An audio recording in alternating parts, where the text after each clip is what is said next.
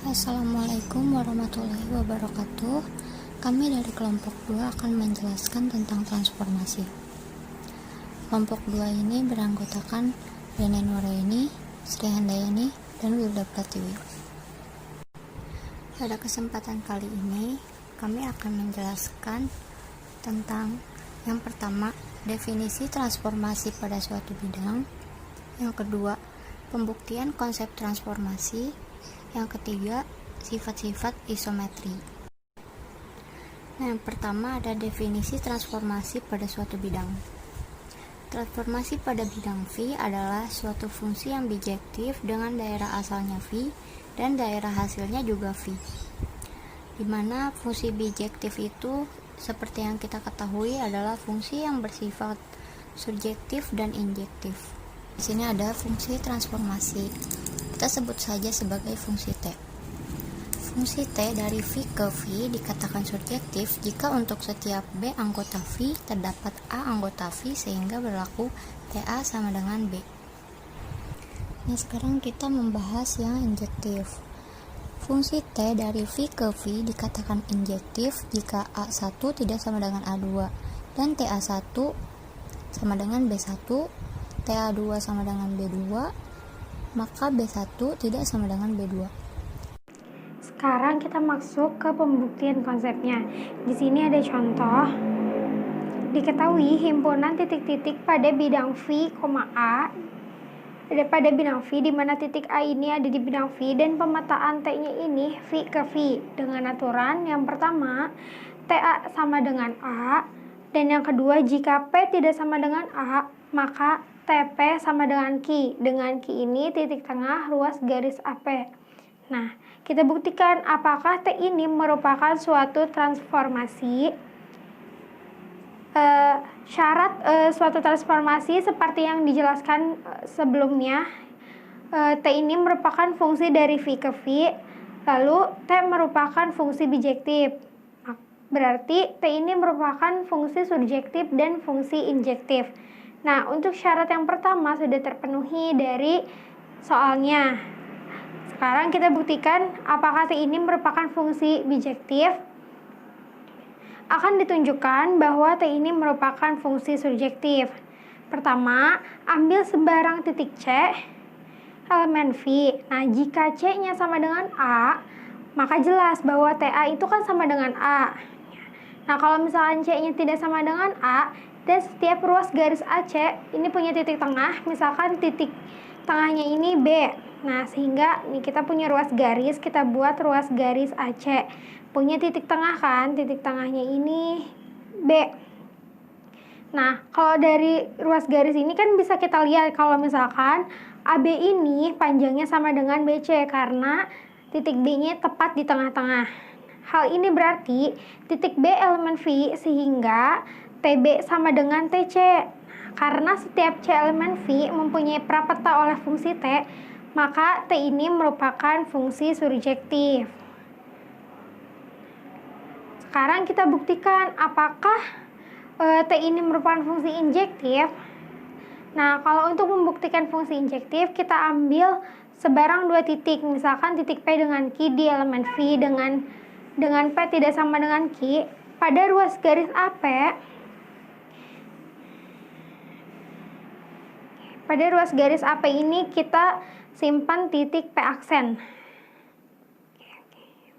Sehingga AP aksen sama dengan P aksen P dan pada ruas garis AQ terdapat titik Q aksen.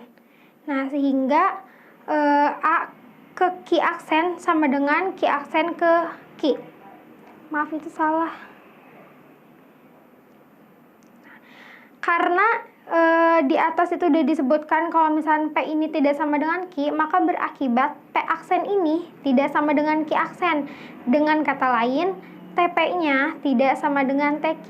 Nah, maka T ini merupakan injektif. Jadi dapat disimpulkan bahwa T merupakan suatu transformasi. Selanjutnya, kita akan menjelaskan tentang isometri. Suatu permainan atau refleksi pada sebuah garis G adalah suatu transformasi yang mengawetkan jarak atau juga dinamakan suatu isometri. Selain mengawetkan jarak antara dua titik, suatu isometri memiliki sifat-sifat berikut. Nah, menurut teorema 4.1, sebuah isometri bersifat yang pertama, memetakan garis menjadi garis. Yang kedua, mengawetkan besarnya sudut antara dua garis. Yang ketiga, mengawetkan kesejajaran dua garis. Nah, mari kita buktikan sifat yang pertama, yaitu memetakan garis menjadi garis. Andaikan G sebuah garis dan T suatu isometri, akan dibuktikan bahwa TG sama dengan G aksen adalah suatu garis juga. Dapat kita lihat pada gambar 4.1, ada dua garis G dan H. Dalam garis G ada dua titik, yaitu titik A dan B. Dalam garis H ada titik A aksen dan B aksen. Ambil A elemen G dan B elemen G, maka TG sama dengan G aksen. A sama dengan TA dan B sama dengan TB.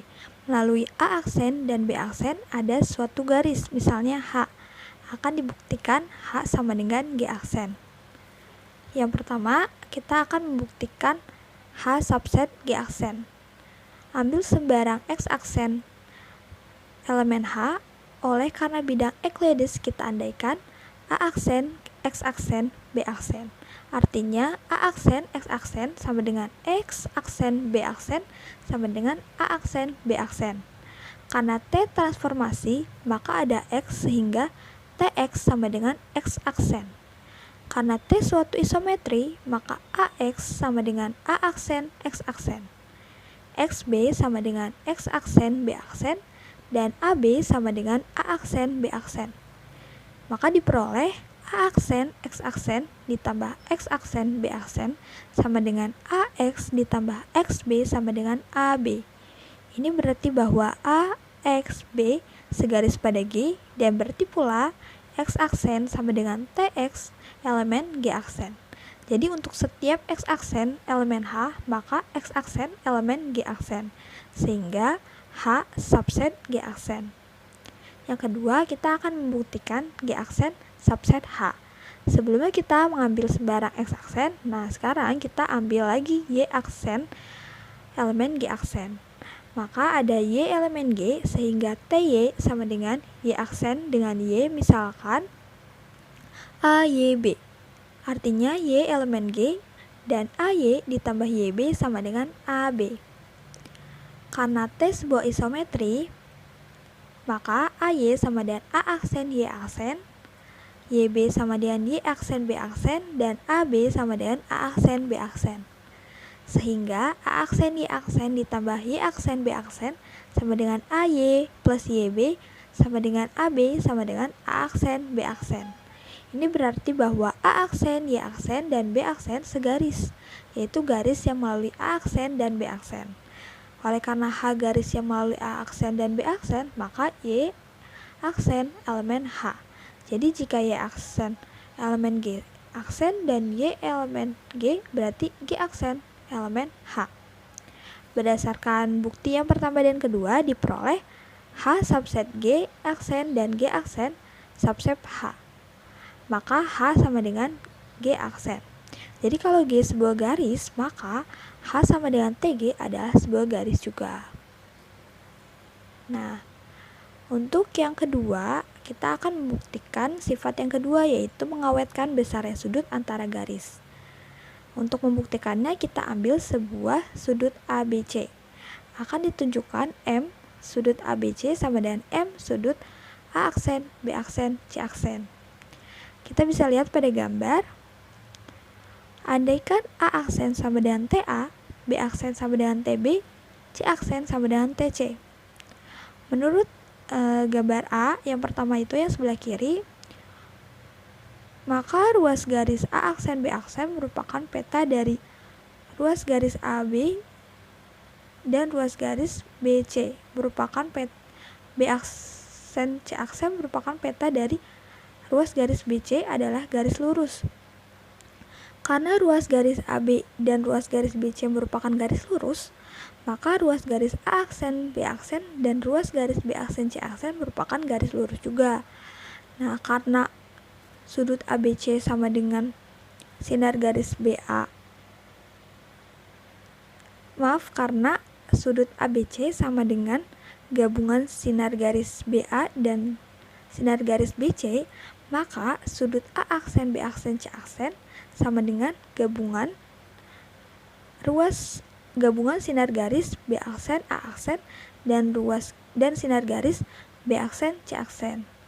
Nah, perhatikan segitiga ABC dan segitiga A aksen, B aksen, C aksen. A aksen, B aksen sama dengan AB, B aksen, C aksen sama dengan BC, C aksen, A aksen sama dengan CA. Menurut teorema kekongruenan, jika dua buah segitiga yang memiliki sisi sehingga segitiga ABC sama dengan segitiga A aksen, B aksen, C aksen. Jadi, sudut dari A aksen, B aksen, dan C aksen sama dengan sudut ABC, sehingga suatu isometri mempertahankan besarnya sebuah sudut. Nah, yang ketiga ada mengawetkan kesejajaran dua garis. Misal di sini ada garis sejajar yaitu A dan B, dan di sampingnya ada A aksen dan B aksen. Nah, jika A aksen memotong B aksen di titik, misal kita ambil P aksen, berarti P aksen merupakan elemen dari A aksen dan P aksen merupakan elemen dari B aksen. Karena T transformasi, maka transformasi P sama dengan P aksen dengan P elemen A dan P elemen B. Hal ini berarti A memotong B di sebuah titik P. Harusnya A aksen sejajar dengan B aksen. Akibat dari sifat dua yang telah dijelaskan sebelumnya, apabila A tegak lurus B, maka transformasi A tegak lurus transformasi B dengan T suatu isometri.